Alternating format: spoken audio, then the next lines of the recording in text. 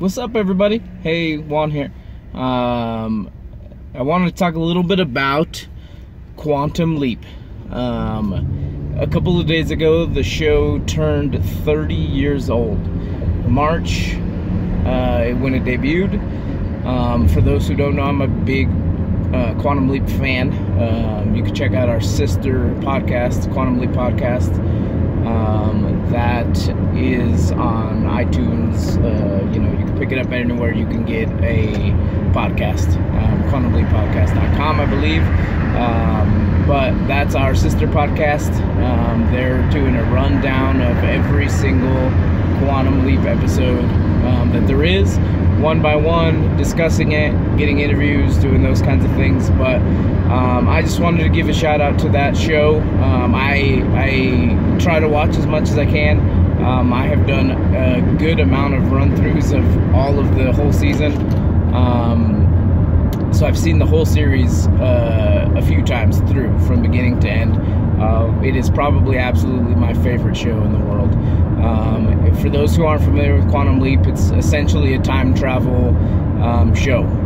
Sam Beckett builds a time machine, and in his first jump, he gets grabbed by something and used.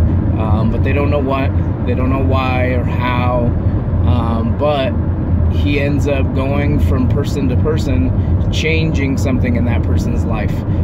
Maybe they were going to die, or they were going to go to jail, or they were going to be homeless and be drug, addicted and all those kinds of things.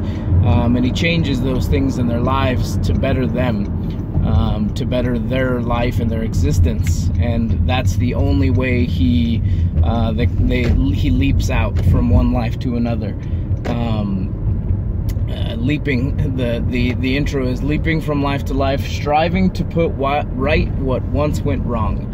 And that's kind of that's the moral of the whole series is, it teaches you about addiction. It teaches you about relationships and just being a good person to people, because that's what Sam ultimately wants the world to be.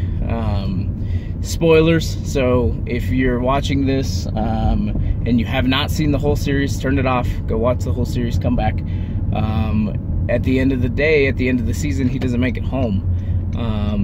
The very last episode, he figures out that the bartender, Al, not his best friend, Al, he's the one who Sam thinks grabbed him in that very first leap. Whether that's God or time or whatever Al represents as the bartender for you. He's the one who has been, Sam thinks he's the one who's been leaping him from place to place. But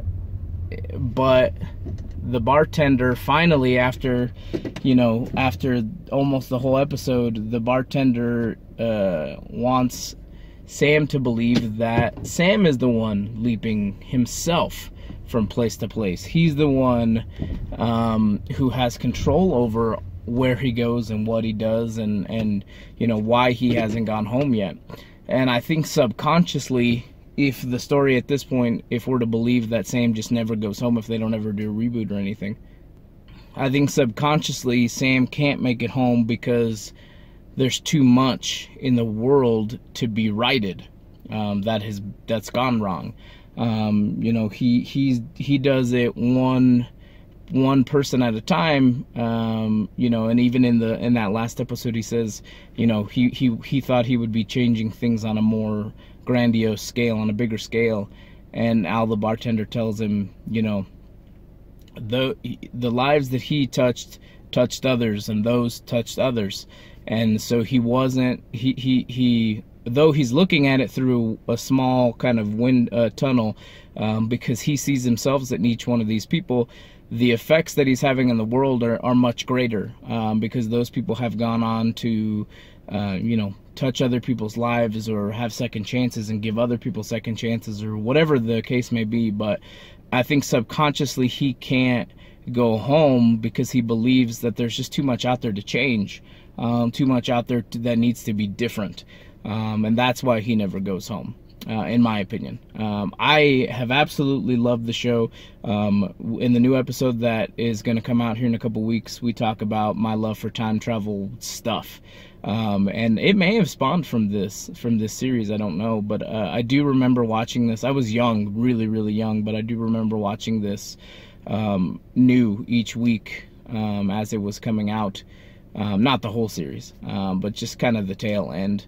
And enjoying the shit out of it, and going back and, you know, once they released each DVD set, I'd go buy it. And I still have them. I know DVDs are a thing of the past, but I love Quantum Leap. I love Sam Beckett. If you're looking for a kind of wholesome show with something to take from, not just, you know, watch it and kind of, that was funny, let's move on to the next thing. If you're looking for something to dive deep into, this is definitely the show to check out. Even 30 years later, it's you know, it's a positive thing that can be in your life. You know, it's fun. I love it. I could speak forever about the show, and we could talk about each episode. Some of my favorites are the Boogeyman episode, MIA, the Leap Home, obviously Mirror Image. I know Mirror Image gets a bad rap from people, but I enjoyed it. The Lee Harvey Oswald ones. There are a numerous amount of when he turns into Elvis. There's a lot of episodes that I really enjoyed. I really like the seasons as a whole, the series as a whole. Check it out if you have not watched it. It turned 30, I believe, 2 days ago. Go look it up. Like I said, if you're looking for something that maybe you can watch with your kids, or maybe you can teach them some things as kind of the series goes on, or whatever, you know, if you're just looking for something to fill your life, fill a little bit of a void, and you have seen everything that's out there new right now, go retro. Take a step back, watch some Quantum Leap. It's a lot of hours, so it's a little bit of a dedication. But go check it out, have some fun, enjoy Quantum Leap. Hopefully you like taking a step back and in time a little bit. Check out our sister show, the Quantum Leap podcast. I'm sure I'll post this on their Facebook as well. But we love Quantum Leap. You know, this was short and sweet because I only have a limited amount of time. If you want to talk more Quantum Leap, hit up Chris and hit up, you know, Albie and all the guys at the Quantum Leap podcast. We had a new episode drop yesterday. Go check that out. Our pop culture classic on that episode was LA Confidential with Guy Pearce, Kevin Spacey, Kim Basinger, Russell Crowe.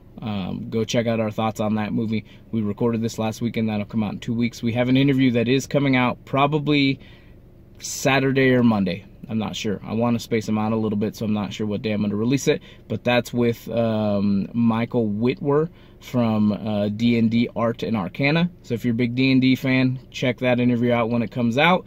Otherwise, like I said, 30-year-old Quantum Leap. I just wanted to talk about that a little bit. Go watch it.